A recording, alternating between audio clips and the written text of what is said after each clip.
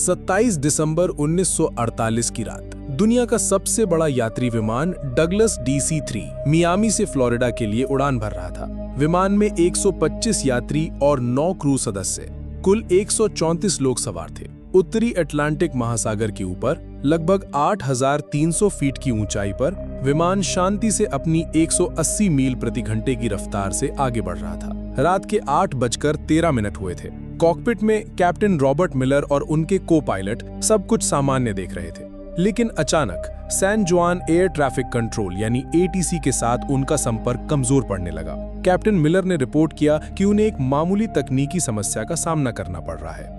ये उनकी आखिरी आवाज थी। इसके ठीक 10 सेकंड के अंदर विमान ATC के रडार से हमेशा के लिए गायब हो गया। विमान की आखिरी लोकेशन बरमूडा ट्रायंगल के ठीक बीच में थी। उस रात जो हुआ वो किसी तकनीकी खराबी से कहीं ज्यादा भयानक था।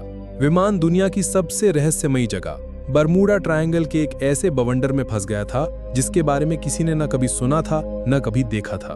पलक झपकते ही विमान के अंदर चीख पुकार मच गई। कैप्टन मिलर ने अपनी पूरी ताकत से प्लेन को संभालने की कोशिश की, लेकिन तब तक बहुत देर हो चुकी थी।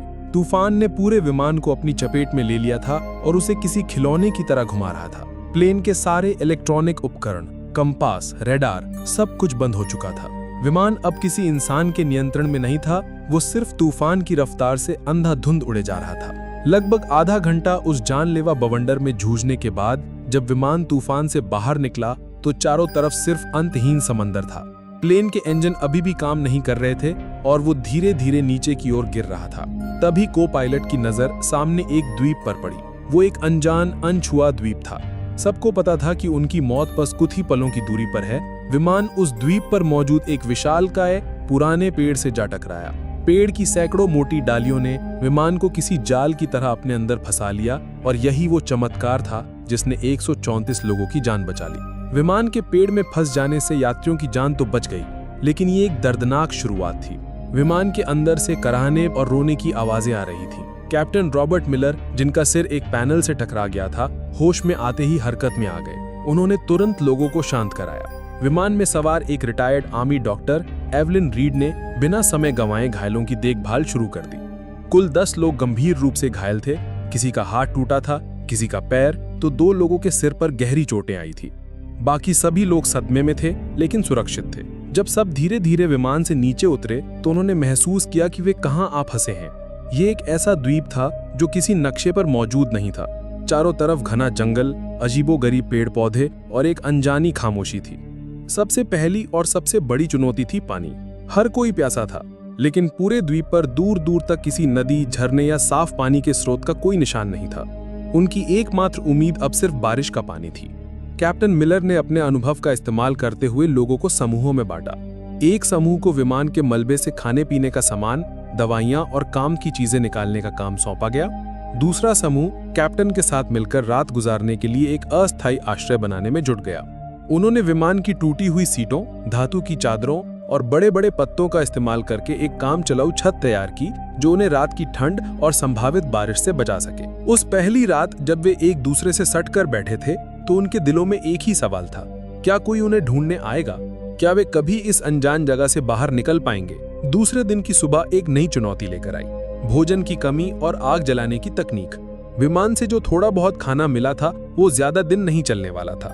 उन्हें द्वीप पर ही भोजन खोजना था, लेकिन कौन सा फल जहरीला है और कौन सा खाने लायक, ये जानने का कोई तरीका नहीं था। इसी कोशिश में एक अधेड़ उम्र के व्यक्ति ने एक अनजान फल खा लिया और कुछ ही घंटों में उसकी तड़प तड़प कर मौत हो गई। ये द्वीप पर हुई पहली मौत थी जिसने सबको अंदर तक हिला के रख दिया। इस घटना के बाद लोगों में डर और सीमित भोजन को लेकर पहला संघर्ष शुरू हुआ, लेकिन कैप्टन मिलर और डॉक्टर एवलिन ने स्थिति को संभाला। उसी शाम एक किशोर लड़के ने, जिसे विज्ञान में रुचि थी, अपने चश्मे के लेंस का उपयोग करके सूरज की किरणों को सूखी पत्तियों पर केंद्रित किया। घंटों की मेहनत के बाद पत्तियों से धुएं की एक पतली लकीर उठी और फिर एक छोटी सी लौ जल उठी। आग। ये उनके लिए किसी जीत से कम नहीं थी। आग न केवल खाना पकाने के लिए जरूरी थी, बल्कि ये रात में जंगली जानवरों को भी दूर रख सकती थी। इसी बीच विमान में एक इंजीनियर आर्थर वैंस ने टूटे हुए रेडियो को ठीक करने की कोशिश की। कड़ी मशक्कत के बाद वो एक कमजोर सिग्नल भेजने में कामयाब रहा। उसने अपनी आखिरी लोकेशन और मदद का संदेश भेजा, लेकिन सामने से कोई जवाब नहीं आया। रेडियो की बैटरी खत्म हो चुकी थी। और संपर्क का एकमात्र जरिया भी टूट चुका था। दिन बीतते गए। जब 10 दिन बाद भी बचाव का कोई संकेत नहीं मिला तो 4 लड़के और एक लड़की का सब्र जवाब दे गया। एक रात जब सब सो रहे थे, वे चुपके से विमान के मलबे से बनी एक छोटी सी नाव लेकर समुद्र में उतर गए। वे फिर कभी लौटकर नहीं आए। उनका क्या हुआ, वे कहां गए, ये एक रहस्य बनकर रह गया। उन 5 लोगों के जाने के बाद बचे हुए लोगों को एहसास हो गया कि उन्हें लंबे समय तक यहीं रहना पड़ेगा। कैप्टन मिलर ने सबको इकट्ठा किया और एक स्थायी व्यवस्था बनाने का प्रस्ताव रखा। काम का बंटवारा किया गया। एक टीम रोजाना भोजन और फल इकट्ठा करने के लिए जंगल में जाती, दूसरी टीम आश्रय को और मजबूत बनाने और उसकी मरम्मत करने का काम करती। डॉक्टर एवलिन और कुछ अन्य लोगों ने घायलों और बीमारों की देखभाल का जिम्मा संभाला। दूसरी ओर अमेरिकी सरकार ने विमान को खोजने के लिए इतिहास का सबसे बड़ा सर्च ऑपरेशन शुरू किया था। अटलांटिक महासागर के चप्पे चप्पे को छान मारा गया, लेकिन विमान का एक टुकड़ा भी नहीं मिला।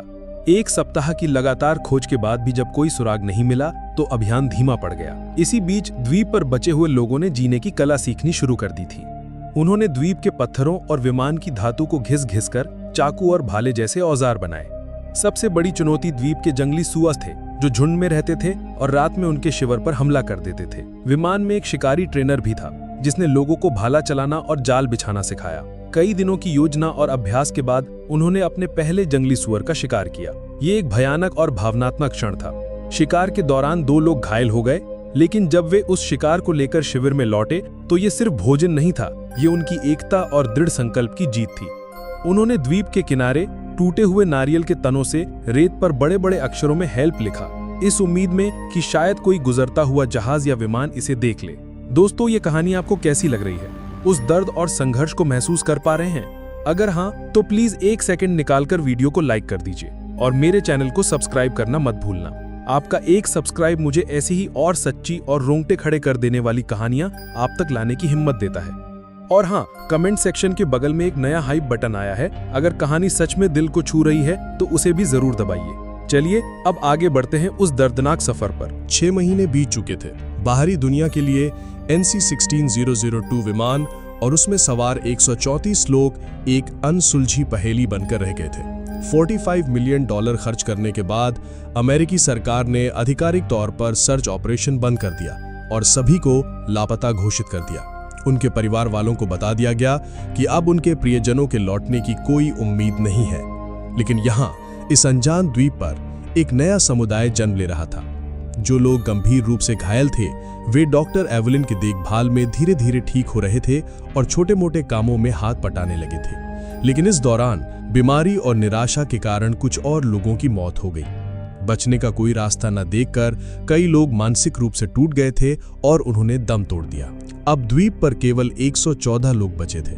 उन्होंने अपने मृतकों को सम्मान के साथ दफनाना शुरू कर दिया और एक दूसरे का मानसिक सहारा बने। रात में जब सब आग के चारों ओर इकट्ठा होते तो वे अपने पुराने जीवन की कहानियां सुनाते, गाने गाते।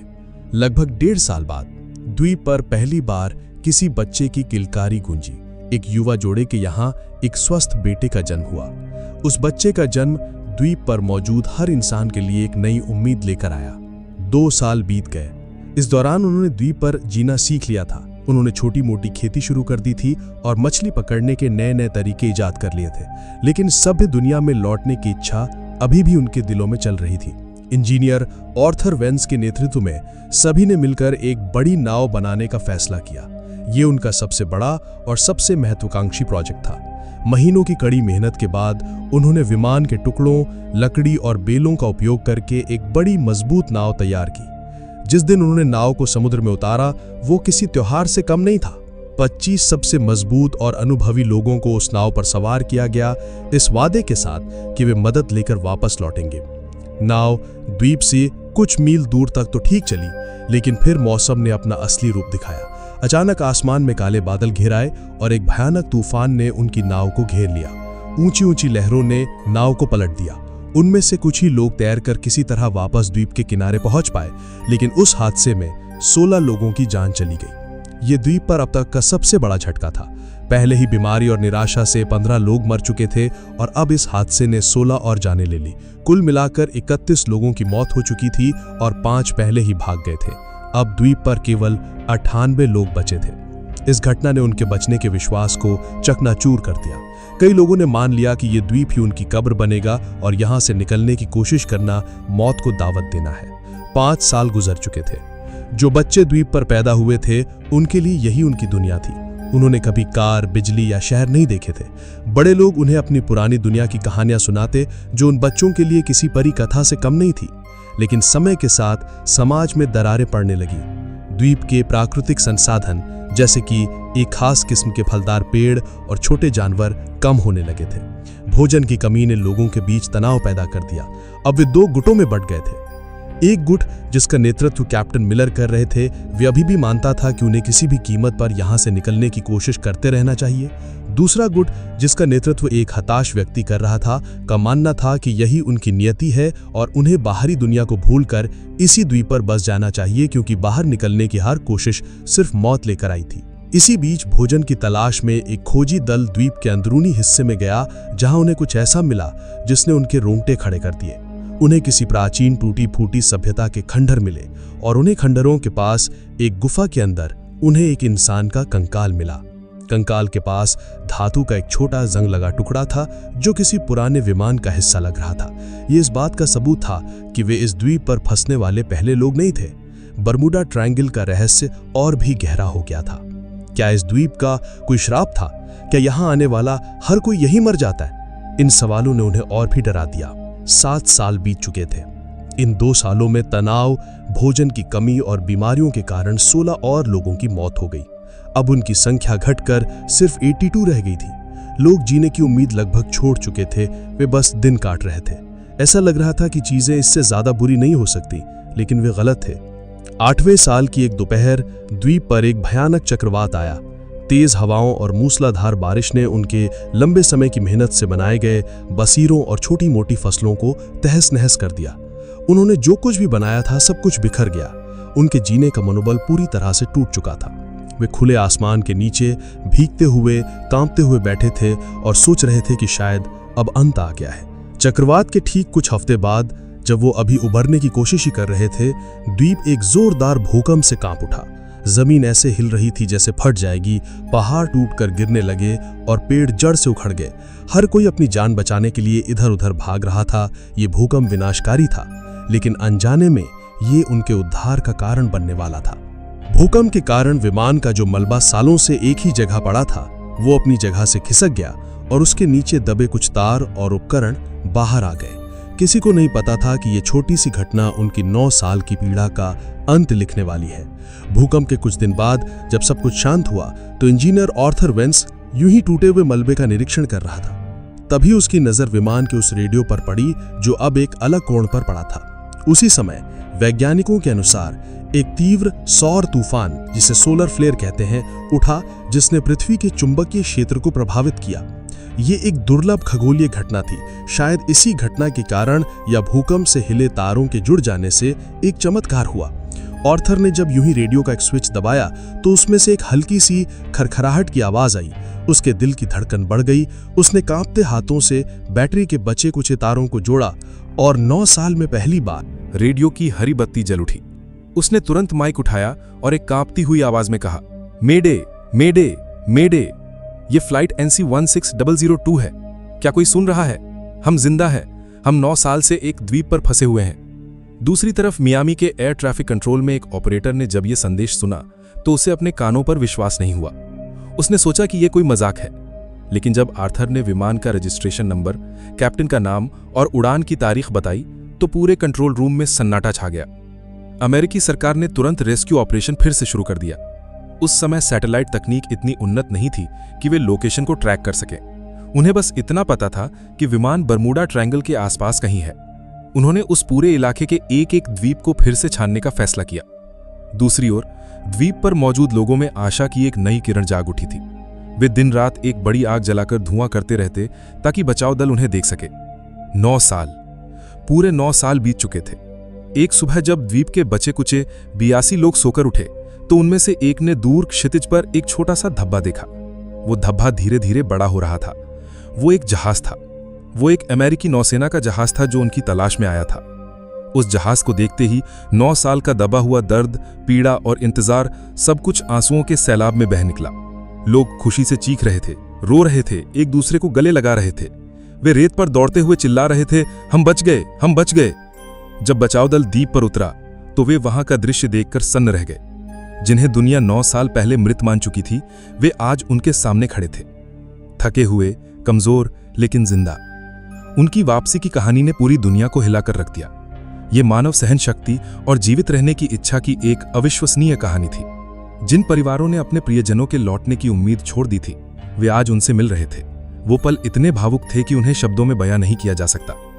अमेरिका में यह कहानी एक किंवदंती बन गई, जो आज भी लोगों के दिलों में बसी है। ठीक 1 साल बाद 1958 में प्रसिद्ध लेखक जेम्स बाल्डविन ने इन बचे हुए लोगों के अनुभवों पर आधारित एक किताब लिखी, जिसका नाम था lost in the echo, the 9-year survival of flight NC-16002। ये किताब अमेरिका की सबसे ज्यादा बिकने वाली किताबों में से एक बनी। ये सिर्फ एक कहानी नहीं थी, ये उन 82 आत्माओं की दर्दनाक दास्तां थी जिन्होंने 9 साल तक मौत को मात दी और हमें सिखाया कि उम्मीद की एक छोटी सी किरण भी सबसे घने अंधेरे को चीर सकती है।